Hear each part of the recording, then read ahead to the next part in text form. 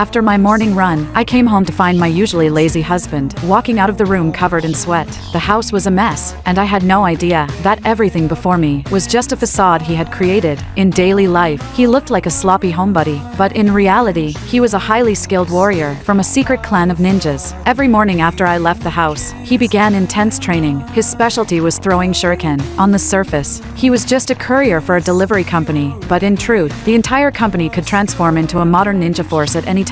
Only his closest brothers knew his real identity, but what he didn't know was that I, too, was a ninja. During my morning jogs, I would secretly practice light footwork. Neither of us knew who the other really was, and as time passed, our relationship grew distant. My younger sister, who was also a ninja, never approved of our marriage. She believed that a union between a ninja and an ordinary person could never last. The next day, I received a new mission. My orders were to assassinate a high-ranking councilman. At the same time, my husband's company was mobilized to protect that very same councilman. We were destined to face each other. I went to the secret base to prepare my weapons and get ready for the operation. When I came home, I found my husband gaming lazily again. He even asked me to make dinner. I silently complied, but when the meal was ready, he refused to eat. To make things worse, I saw that he had used my favorite book to prop up the table leg. We ended up in another argument. Tired of the constant fighting, my husband began reminiscing about happier times. Once, we were so in love. He couldn't understand how we'd grown so far apart. He remembered that I had once told him that the book was precious to me since childhood. So,